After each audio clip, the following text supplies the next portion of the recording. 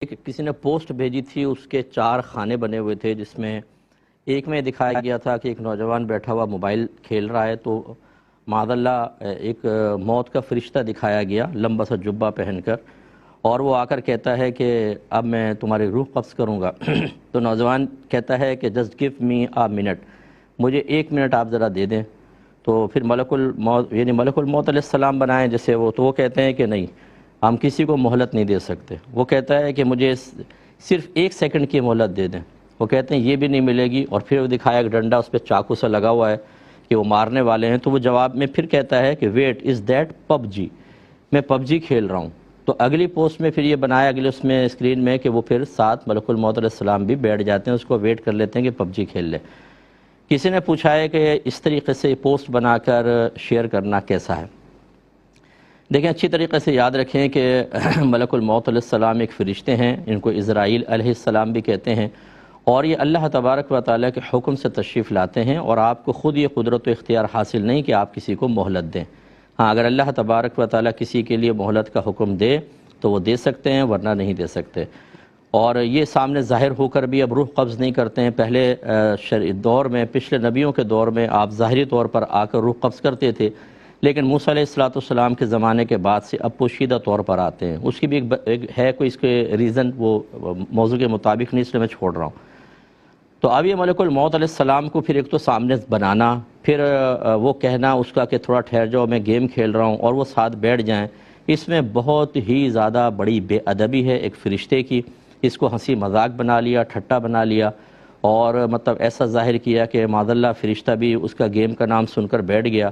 یہ خرافاتیں جو ہیں وہ لوگ بناتے ہیں کہ جو ان کو بیچاروں کو گھر سے بالکل تربیت نہیں ملتی۔ یہ ماں باپ کا بہت بڑا قصور ہوتا ہے کہ وہ خود دین سے دور ہوتے ہیں، انہیں نہیں پتہ ہوتا کہ بچوں کی کیسی تربیت کرنی ہے، بیسکس کس طرح سکھانی ہے، 1 سے لے کر 3 سال تک بچے کو کیا سکھانا ہوگا، 3 سے 7 سال، 7 سے 10 سال، 10 سے بلوغت تک بالترتیب کیا کچھ کرنا ہوگا۔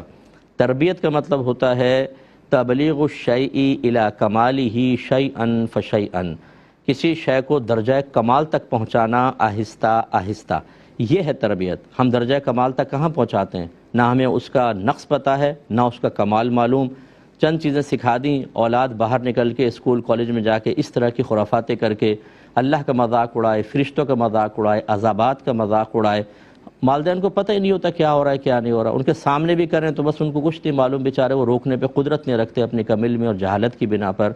اس لیے یاد رکھیں، اس پوسٹ کا حکم یہ ہے کہ ایسا بنانے والا دائرہ اسلام سے خارج ہوگا۔ یہ میں نہیں کہتا ہوں، یہ فقہاء نے مسئلہ بیان کیا، قرآن کی آیات ہیں کہ جو مطلب اللہ تعالیٰ اس کے رسول یا فرشتوں کہ وہ ایذا دے، ایذا کا لفظ استعمال ہوا ہے، اور اسی طرح ان سے دشمنی کرے، وہ اسلام سے وہ مسلمان نہیں، وہ کافر ہیں۔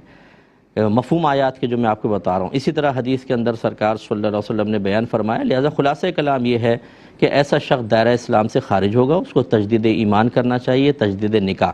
اور جتنے لوگوں تک یہ پوسٹ پہنچے اور وہ ہنسے مسکرائے، انہوں نے خوشی کا اظہار کیا، ان سب سے میری گزارش ہے کہ احتیاطاً تجدید ایمان، تجدید نکاح کر لیں۔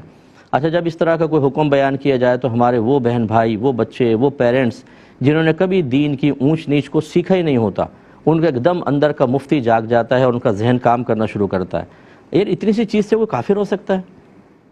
اچھا، اتنی سی چیز سے نہیں ہو سکتا، وہ بتائیں جس سے ہو سکتا ہے، وہ ساری آپ کو تفصیل معلوم ہے۔ اگر کوئی ایک آدمی آپ کی ہمدردی میں، آپ کے بچوں کے فیوچر کے لیے، ان کو بری موت سے بچانے کے لیے، سخت عذاب قبر سے بچانے کے لیے، میدان محشر کی ذلت و رسوائی اور پھر پل صراط سے کٹ کے جہنم میں گر کے جہنم کے شدید عذاب سے بچانے کے لیے کوئی بات کہہ رہا ہے، آپ اس کو انا کا مسئلہ بنا لیتے ہیں، آپ غصے میں آ جاتے ہیں، آپ بحث کرنے لگتے ہیں کہ ابھی آپ نے ڈاکٹر سے بحث کی ہے، وکیل سے بحث کی ہے، آپ نے جج سے بحث کی ہے، آپ نہیں کریں گے کیونکہ یہ آپ کی فیلڈ نہیں ہے، ٹھیک ہے نا؟ تو اس لیے میری گزارش یہ ہے کہ کوئی ایسی باتیں سن کے غصے میں نہ آئے۔ ہمیں کوئی شوق نہیں ہے، آپ میرا ویسے آپ مجھے تقریباً یہ میرا 19 سال کمپلیٹ ہو جائیں گے کمنگ مارچ میں۔ ہم نے شدت کے ساتھ میں بیان کرتا ہی نہیں ہوں کہ یہ کافر، فلاں مشرک، فلاں بدعتی، پولائٹلی، لیکن جو حکم ہے شریعت کا وہ تو آپ کے سامنے بیان کیا جائے گا۔ آپ اس پر بھی ایک معتدل عالم یا کوئی بھی، میرے علاوہ بھی کوئی معتدل علماء کے کلام پر بھی اس طرح کے کمنٹس پاس کر کے کیا کریں گے؟ کیا فائدہ ہوگا بتائیں؟ آپ کے بچے گناہوں پہ دلیر ہوں گے، آپ اگر دوست ہیں تو آپ کا دوست گناہوں پہ دلیر ہوگا، آپ کے رشتہ دار گناہوں پہ دلیر ہوں گے اور جرأت مند ہو کر آپ کی حوصلہ افزائی پر مزید کفر کی طرف بڑھیں گے، اور پھر تباہی ہے، زندگی بھی ختم ہو جائے گی، آپ قبر میں جائیں گے کوئی پوچھنے والا بھی نہیں ہوگا۔ یہ باتیں آپ کو کام آئیں گی، اس لیے برا نہ مانیے گا۔